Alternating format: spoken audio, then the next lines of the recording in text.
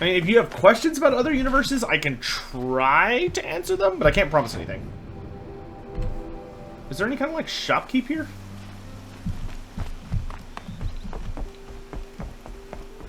Because I would love to buy some supplies, if there is. Oh, hello!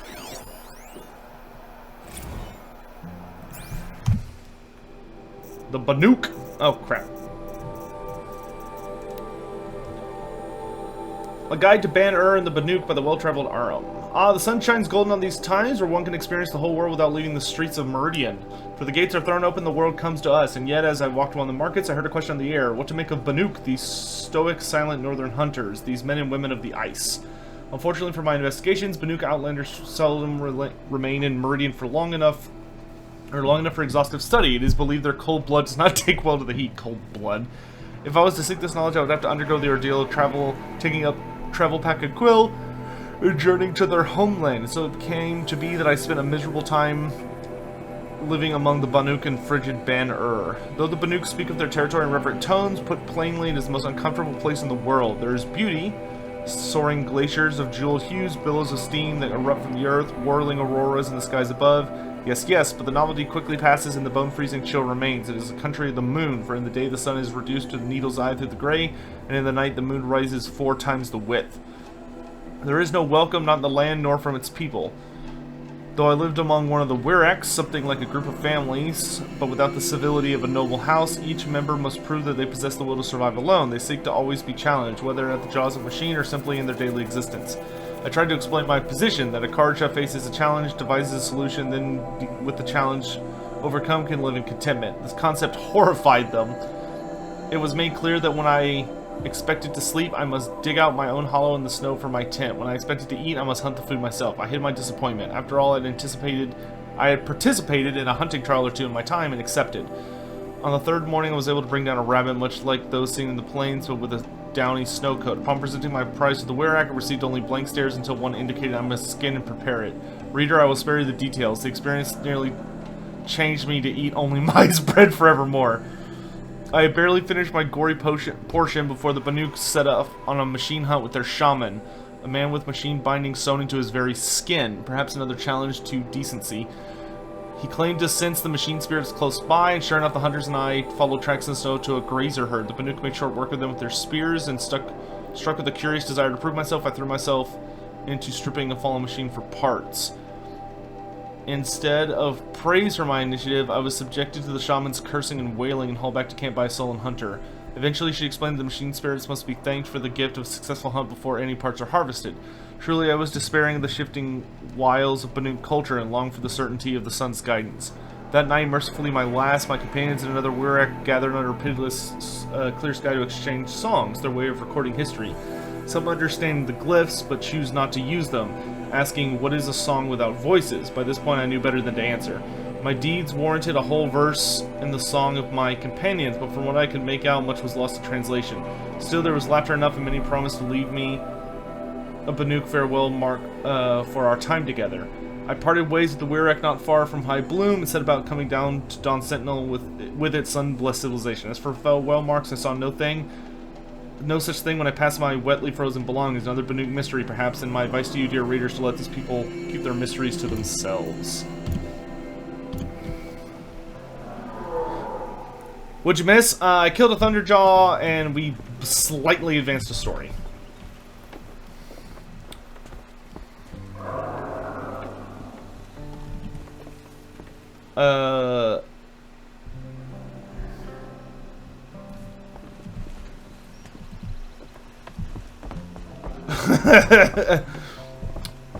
Darius, I mean, it is a more complicated situation than that. Like, in the God's defense, even though they do a lot of nasty stuff, they are also doing a lot of what they do simply because that's like the only way for them to survive. And to stop chaos does require a significant unified effort.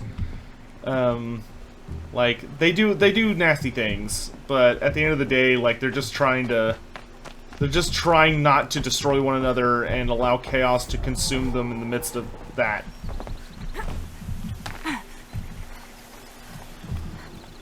Scrabbling a bit.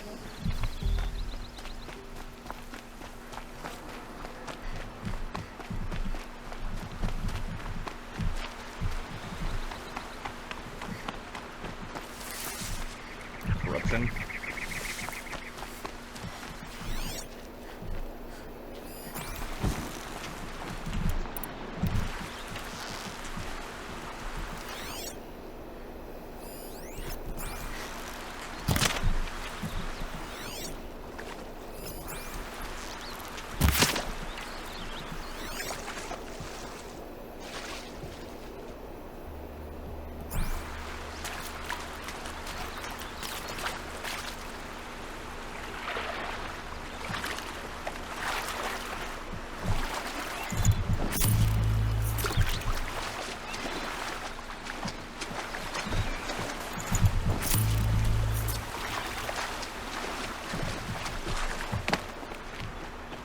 Probably needed the wash.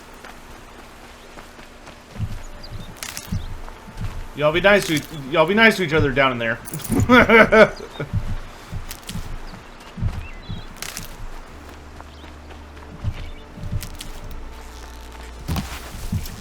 Gosh darn, I've gotten bad. Need to harvest all this wood. I need sticks.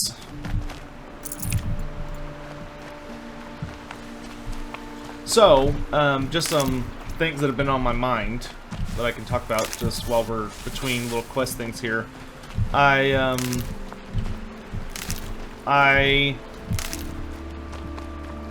had my sleep schedule got so jacked up, and the reason it got so messy, and I'm just now getting around to fixing it, is that I was looking. So I've been doing research for the last few questions in the Chaos Dwarf Q&A.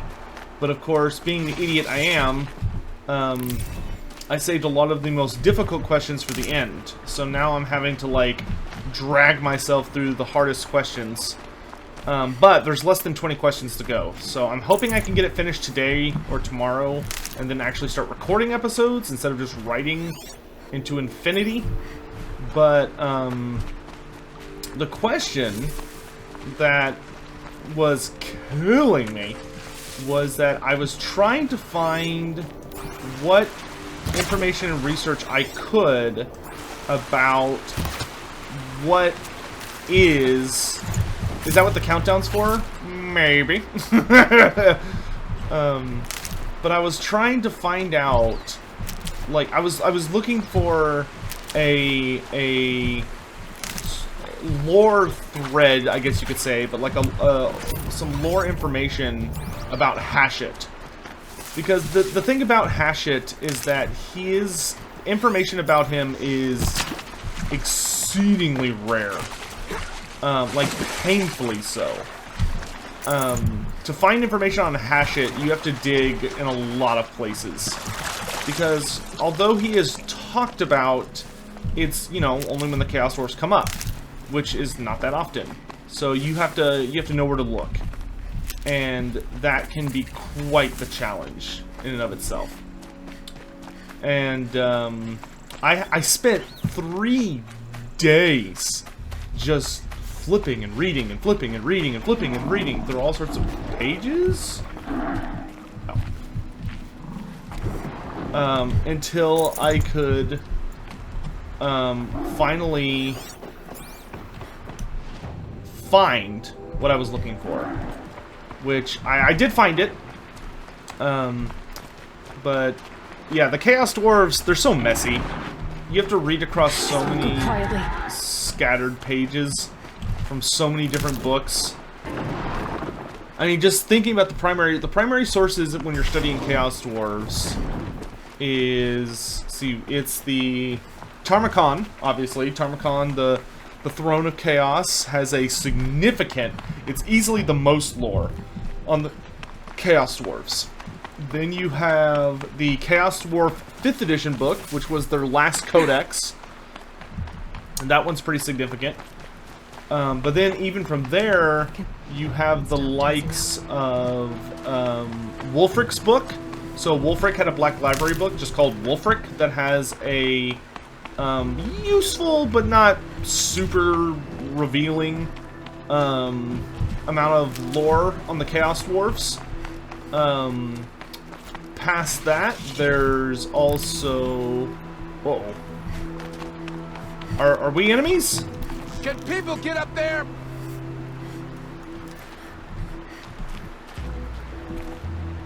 Why are we enemies?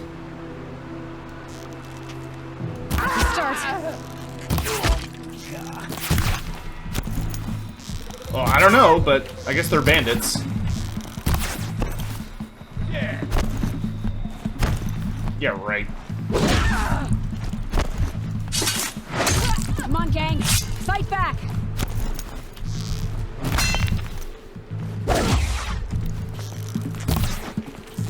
Y'all are pitiful.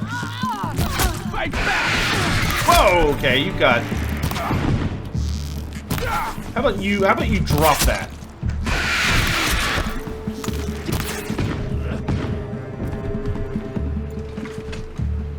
Where's the last one? Level up! Jet's coming for you quick. Ah. Smile!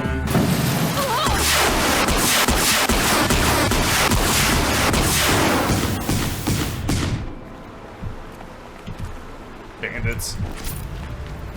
Are the Chaos Gods paradoxical in what they stand for? The Chaos God... I'm having difficulty understanding how the Nurgle, the Chaos God of Stagnation, allows his follower to change the world by destroying altar and spreading plague. Okay, so... They're scanning for me. You know, what's funny about that is I actually... What the heck? Whoa, okay, this is getting a little... Alright, no more Mr. Nice, Sotek. Hold on a hot second. They got dogs.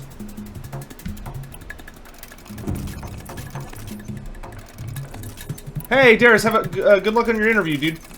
Hope you have a great one.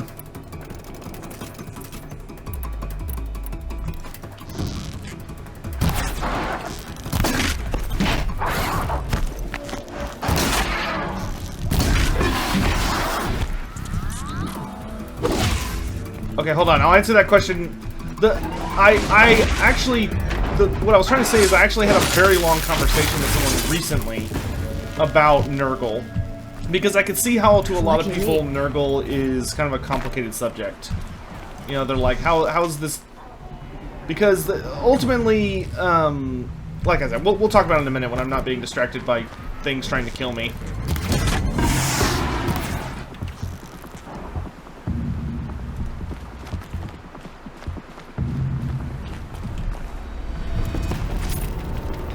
Come on, come and get me. Ooh. I see. Clever.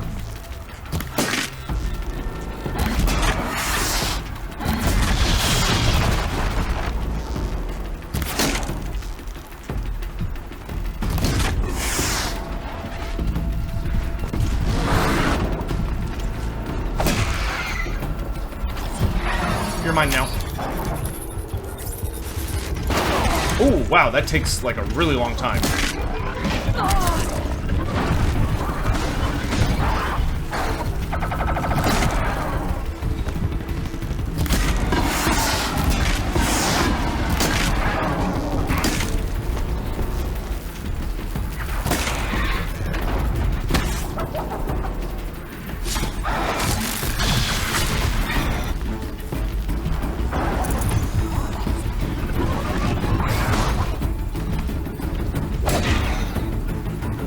You're mine.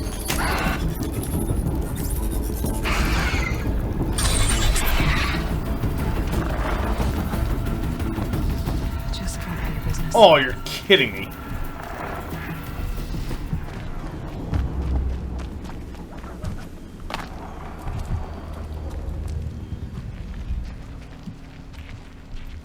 That looks like fire kiln, yeah.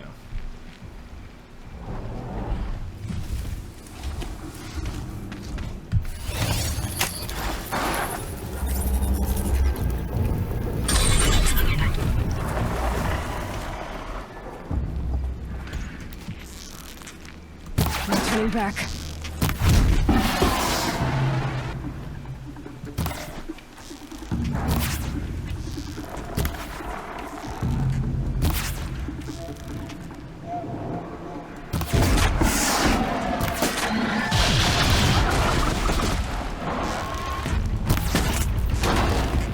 Get him, boy! Yeah, good boy!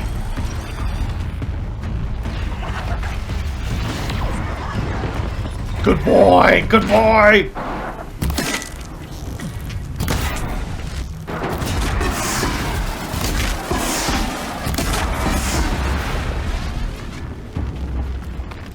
That's a good dog right there. Oh no. I do not want to fight a Thunderjaw right now. You mind your own business, big guy. So anyway, so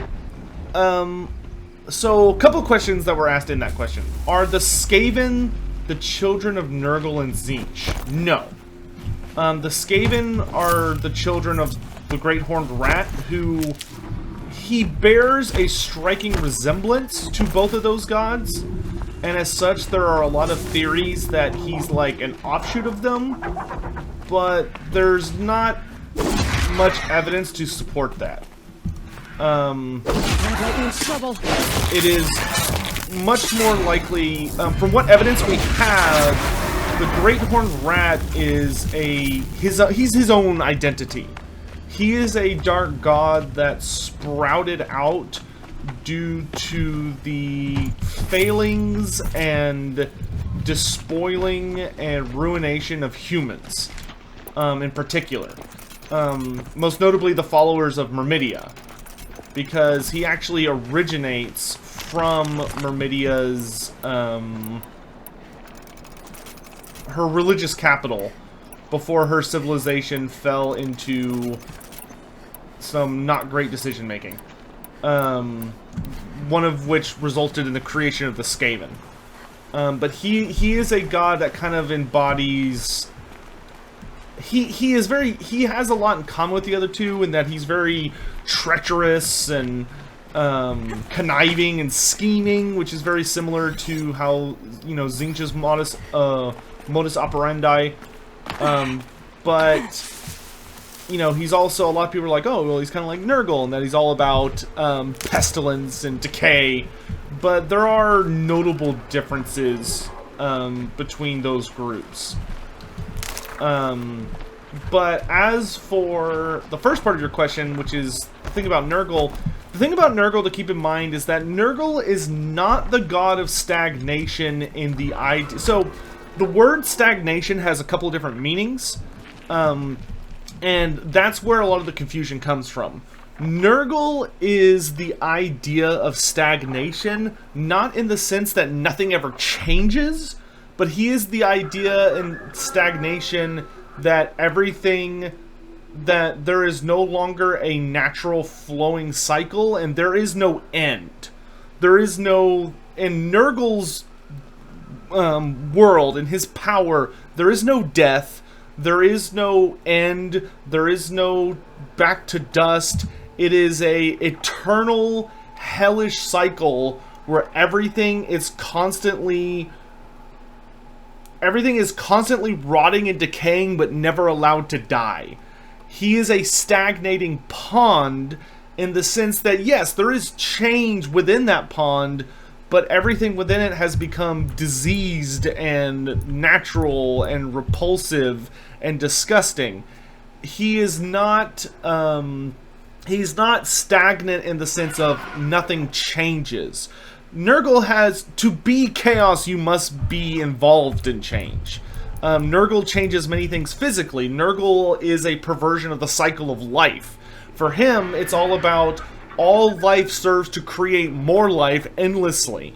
A never-ending evolution of aggressive change that is also horrific and has a lot of just absolutely super nasty, you know, things like that. Hopefully that can kind of answer that initial question. But yeah, the big thing about him that I think throws a lot of people off is they hear, oh, you know, Nurgle, you know, is disease and decay and all this stuff, and think of stagnation in the sense of a stagnating pond. Stagnation as in something that does not have a clear flow or a cleansing process, so it becomes stopped up and diseased and a decaying bowl of where pestilence and rot is constantly consumes everything else around it. That is how he is stagnation. He is not stagnation in the sense that nothing ever changes. Hopefully that helps.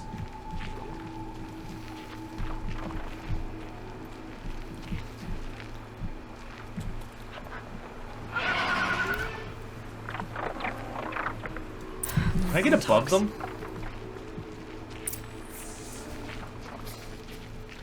Let's see if I can get above them.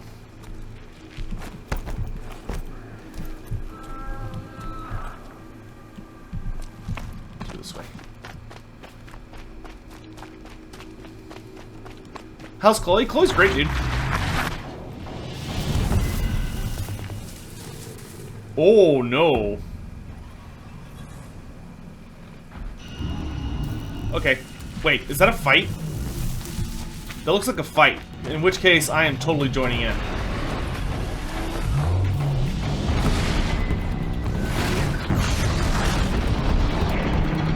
Oh, this looks like a good time.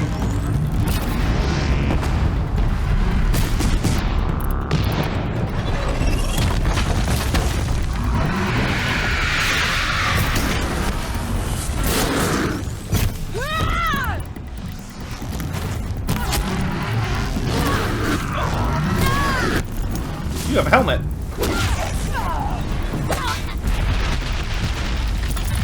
I don't like any of these guys.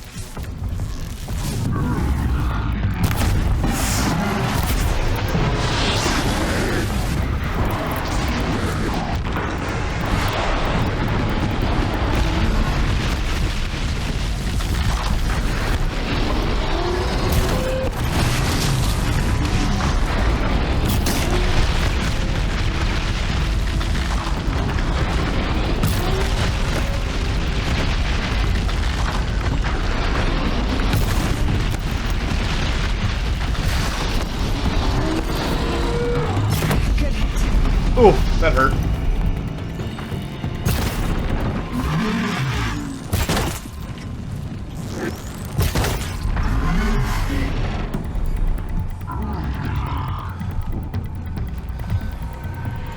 Yeah. And that's the thing, like, a lot of people hear Tzeentch as the changer of ways, or the changer of the ways, which is, I think is a dumber way to say that.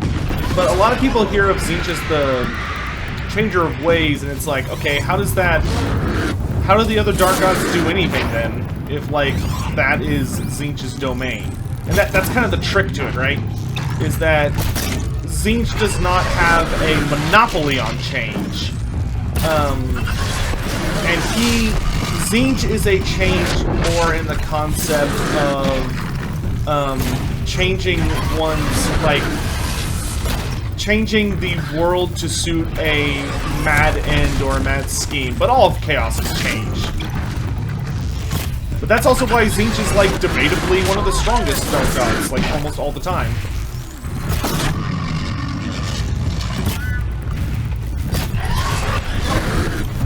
Okay, I've had enough of this.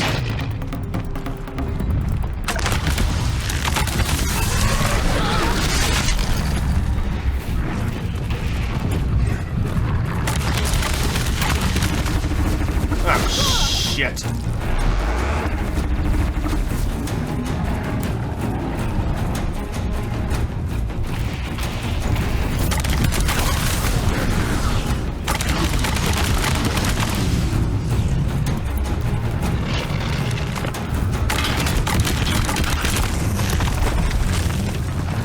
Here they come.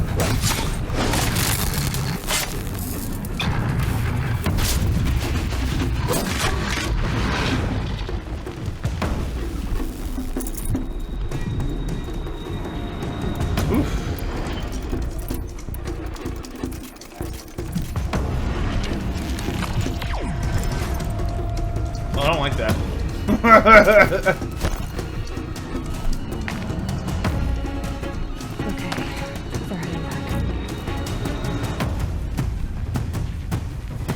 Oh wait, oh yeah, no, I'm definitely running away. I'm just not interested in fighting that big dude right now. much more interested in just searching all these corpses.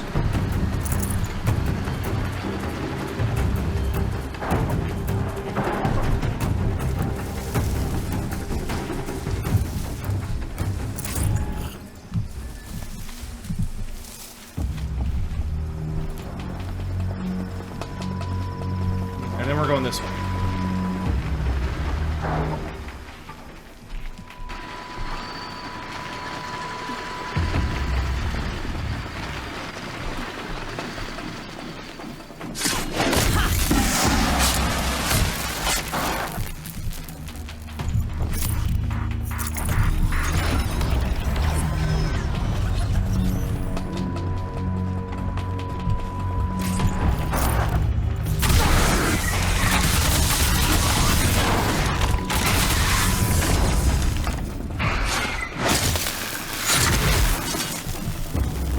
Those stakes aren't half bad.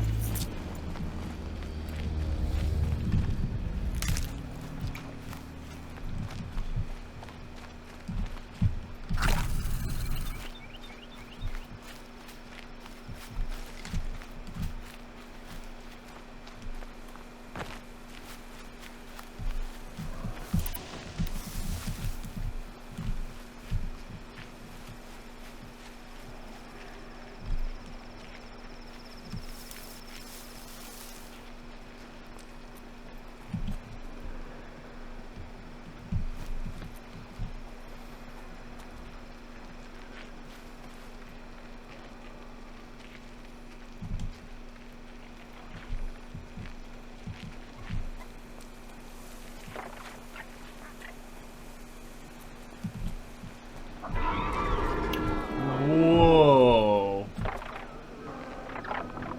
What the hell? Ooh. Look at this.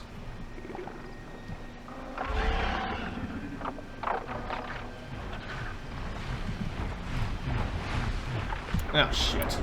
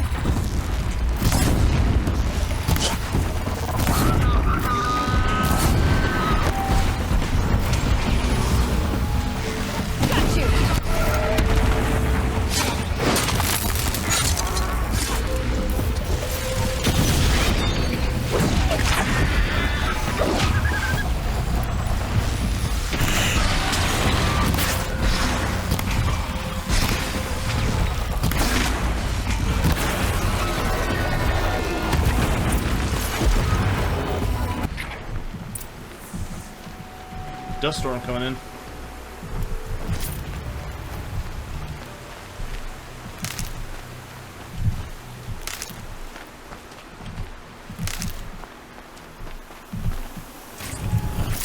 Alright, Juggling Mystic, Iron Lung, see you in a bit, dude. Everywhere. No wonder the Glinthawks were drawn here. These are all snap maws, yeah. These are the big ice gators.